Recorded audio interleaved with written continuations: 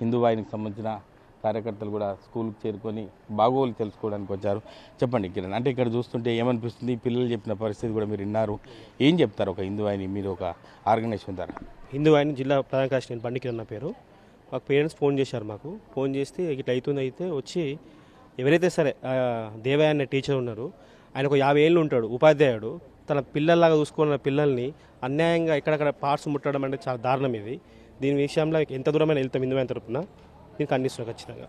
మీరు చెప్పండి సత్యం, అంటే ఇటువంటి సంఘటనలు హిందూ వాహిని ఆధ్వర్యంలో మీరు వచ్చారు అంటే ఏం చెప్పారు? పిల్లలు మీతో ఏం మాట్లాడారు? నేను హిందూ వాహిని జిల్లా అధ్యక్షుని బసవరాజ్ సత్యం. మాకు పిల్లల యొక్క తల్లిదండ్రుల ద్వారా మనకు ఈ విషయం తెలవడంతో హిందూ వాహిని తరపున మేము ఇక్కడికి రావడం జరిగింది. పిల్లలను నేరుగా కలిసి వారి యొక్క అన్యాయం విషయం పట్ల మేము ఆరాధీయడంతో వారు దాన్ని మాకు వెలుగుచ్చారు. చాలా కళ్ళల్లో నీళ్లు తిరిగినాయి అతను ప్రవర్తించిన తీరును చూస్తే.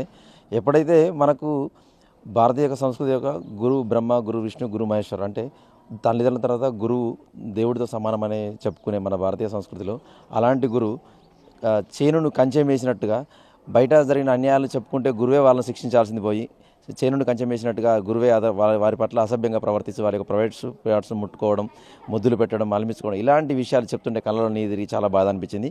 ఈ విషయంలో మేము హిందూ వాహిని తరపున డిఓ గారికి, హెచ్ఎం గారు కంప్లైంట్ ఇచ్చిన మా హిందూ వాహిని తరపున ఒక కంప్లైంట్ ఇస్తాము.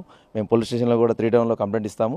ఇచ్చి క్వాలిటీ ఇన్వెస్టిగేషన్, ఫాస్ట్ ఇన్వెస్టిగేషన్ ఖచ్చితంగా జరిగి అతన్ని ఖచ్చితంగా విధుల నుంచి వైదొలిగించేదాకా డిస్మిస్ చేసేదాకా మేము ఖచ్చితంగా హిందూ వాహిని తరపున పోరాడతాం. అంటే పిల్లల్ని చూస్తుంటే కంటతడి పెట్టుకున్న పరిస్థితి ఉంది.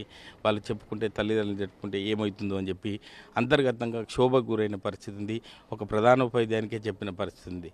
అంటే ఎట్లా అనిపిస్తుంది వాళ్ళని చూస్తుంటే మీకేమనిపిస్తుంది? అంటే ఈరోజు ఏం జరుగుతుందనంటే ఎవరైతే బాధితులను బ్లాక్మెయిల్ చేయడం, మీకు బయట చెప్తే మేము మిమ్మల్ని చంపేస్తాము లేదా మిమ్మల్ని టీసీ ఇచ్చి పంపిస్తాము అని చెప్పేసి మానసికంగా ఇబ్బంది పెడుతున్నారు. వారు ఏం చేస్తున్నారంటే అట్లా ఒకరికి కాదు, ఒక 4-5 పట్ల అలా అసభ్యంగా ప్రవర్తించిన తర్వాత అందరూ కలిసిన తర్వాత ఈ నిర్ణయానికి వచ్చారు. అంటే ఇది అసలు ఎప్పుడో జరగాల్సింది. ఎప్పుడో ఫస్ట్ ఎవరైతే ఒక అమ్మాయి బాధితులుగా అయిపోయిందో అప్పుడే జరగాల్సింది. 1, 2, 4, 5 ఇట్లా ఎక్కువ మంది పిల్లల పట్ల అసభ్యంగా ప్రవర్తించిన తర్వాత అందరూ కలిసి ఒక ధైర్యం వచ్చిన తర్వాతనే అందరికీ చెప్పడం జరిగింది. అంటే 1-2 బాధితులు ఉన్నప్పుడు ఏంటంటే లోపలనే వాళ్ళని బ్లాక్మెయిల్ చేసి చాలా ఇబ్బంది పెడుతున్నారు. అంటే బయట చెప్తే మిమ్మల్ని చంపేస్తాం ఇలాంటి ఇబ్బందులు పెట్టి.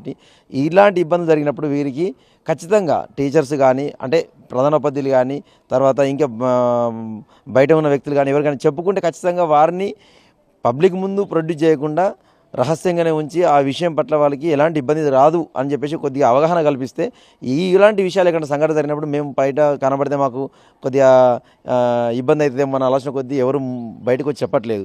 ఇలాంటి విషయాలు నాకు తెలిసి చాలా చోట్ల జరుగుతున్నాయి. హిందూ వాహిని తరపున కూడా మేము బ్యాడ్ టచ్, గుడ్ టచ్ అనే ఒక అవగాహన కల్పించడానికి చాలా ప్రోగ్రామ్స్ ప్రైవేట్ స్కూళ్ళలో కానీ గవర్నమెంట్ స్కూళ్ళలో చేయడం జరిగింది. వీటి పట్ల అవగాహన కల్పిన తర్వాత మనకు వచ్చిన వాటిలో మేము నేరుగా ప్రధానోపాధ్యాయులని కలిసి వాటి పట్ల వాళ్ళకి చెప్పడం జరిగింది.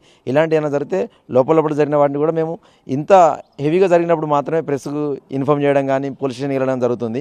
చిన్న జరిగితే మందలించడం చాలా చోట్ల జరిగింది. వాటిని విషయాలు మేము చాలా ఫేస్ చేసినాం.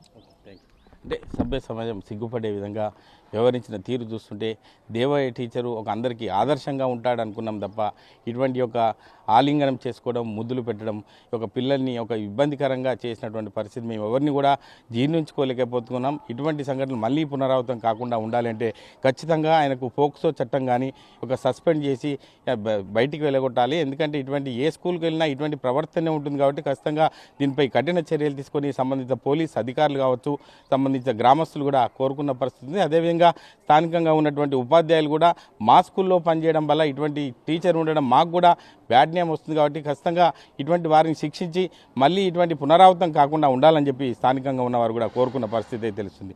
కెమెరామెన్ ఎల్లవరితో మహేష్, RTV, సిద్దిపేట జిల్లా. మరిన్ని వీడియోస్ కోసం ఛానల్ ని సబ్స్క్రైబ్ చేయండి. లేటెస్ట్ అప్డేట్స్ కోసం వాట్సాప్ ఛానల్ ని ఫాలో అవ్వండి. ఆ లింక్ డిస్క్రిప్షన్ లో ఉంది.